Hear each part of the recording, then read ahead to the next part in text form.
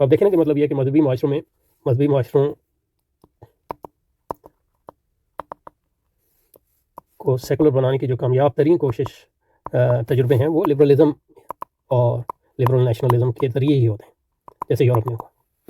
مذہب کو رد نہیں کرتے بلکہ کہتے ہیں کہ تم اپنی ذاتی زندگی میں مذہب کی مطلب یہ ہے کہ یعنی جو اصطلاحات ہیں وہ استعمال بھی کرتے ہیں. جیسے عمران خان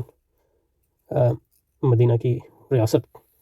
کی اصطلاح استعمال کرتا ہے، لیکن جو اس سے مدینہ کی ریاست سے اس کی اصل مراد یہ ہوتی ہے کہ سیکولر اور لبرل ریاست قائم کرنا. اس کو صرف یعنی اصطلاحی رنگ جو ہے مذہب کا، تو مذہب کو استعمال کرتے ہیں یہ لبرلزم کے فروغ کے لیے. مذہب کو رد نہیں کرتے بلکہ استعمال کرتے ہیں، اور کامرسی کو بھی استعمال کرتے ہیں لبرلزم کے فروغ کے لیے. حالانکہ مطلب یہ کہ یہ بھی اور بظاہر استعمال کے خلاف بھی نظر آتے ہیں بعض معاملات میں، لیکن یہ کہ جو اہم ترین معاملات ہیں جیسے تعلیمی میدان میں یا معاشی میدان میں تحریک انصاف نے جتنا امریکی استعمار کی پالیسیوں کو اور IMF کی پالیسیوں کو پاکستان پر مسلط کیا کامیابی کے ساتھ، اس طرح مطلب کسی اور جماعت نے نہیں کیا. دوسروں نے بھی کیا لیکن سب سے سکسیزفل یہی ہے. اس کے نتیجے میں یہ ہوتا ہے کہ مذہب دین کا وہ تصور جو اجماعی تصور ہے، جو آخرت کی ترجیح پر مشتمل ہے اور جو جہاد پر مشتمل ہے اور جو آخرت کو ترجیح پر مشتمل ہے اور جو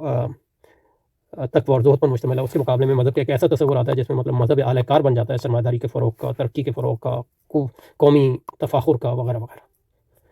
تو یہی سیکولرائزیشن کا مطلب ہے. سیکولر ہونے کا یہ مقصد نہیں ہے کہ مذہب کو چھوڑ دیں گے. سیکولر کا مطلب یہ ہے کہ جو قومی اور معاشی اور معاشرتی پالیسی ہے اس کی بنیاد آخرت نہیں رہتی بلکہ دنیا پرستی بن جاتی ہے، اور اسلام اس کا ایک وسیلہ بن جاتا ہے اور اعلی کار بن جاتا ہے. تو اس لیے اس وقت جو ہے ہمارے لیے جو تحریک انصاف جتنا خطرہ ہے اسلام کے لیے، اس سے زیادہ یعنی وہ سب سے زیادہ یعنی تو پیپلز پارٹی وغیرہ اس لیے زیادہ تر کامیاب نہیں ہے کیونکہ لوگ جانتے ہیں کہ مطلب یہ مذہب کے خلاف ہے. لیکن جو جھانسا دیتے ہیں جناح جیسے لوگ یا عمران خان جیسے لوگ، یہ بظاہر مذہبی ہیں، اور ہم یہ نہیں کہتے کہ وہ اصل مذہبی نہیں ہے، لیکن ان کا مذہب کا تصور جو ہے مست شدہ ہے، جہاں وہ مذہب کو استعمال کرتے ہیں، اصطلاحات کو استعمال کرتے ہیں دنیا پرستی کے فروغ کے لیے بنیادی طور پہ.